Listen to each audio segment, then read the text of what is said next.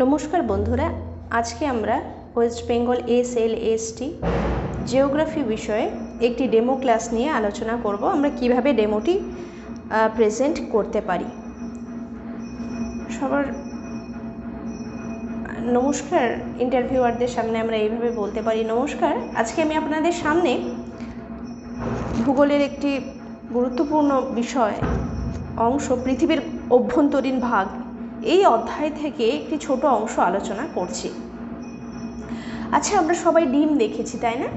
ডিমের বাইরেটা কেমন হয়? শক্ত, আর ভেতরের কুসুমটা নরম।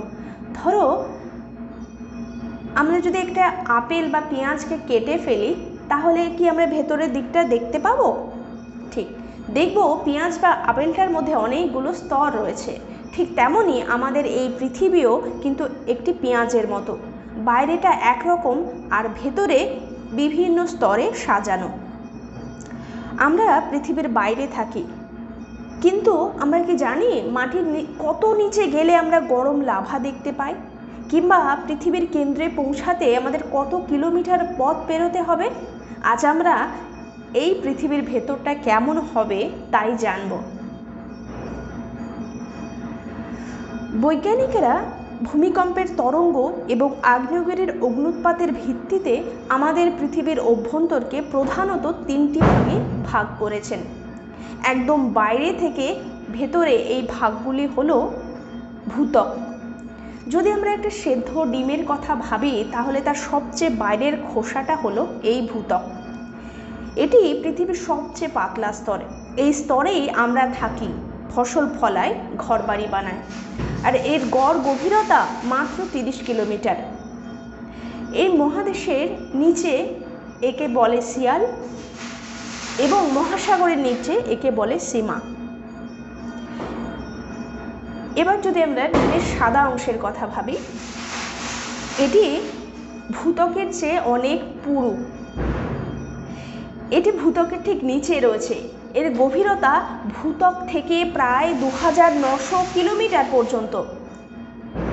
এটি প্রধানত সেমি সলিড বা অর্ধ কঠিন অবস্থায় থাকে, অনেকটা জেলি বা আলকাতরার মতো। পৃথিবীর মোট আয়তনের প্রায় 84% এই গুরুমণ্ডল। এই স্তর থেকেই আগ্নেয়গিরির লাভা উঠে আসে। এর পরবর্তী অংশে রয়েছে কেন্দ্রমণ্ডল। আমরা যদি ডিমের কুসুমের কথা ভাবি, এটি পৃথিবীর কেন্দ্রবিন্দু। এটি সবচেয়ে ভেতরের এবং উষ্ণতম স্তর। এর গভীরতা প্রায় 6371 কিলোমিটার পর্যন্ত।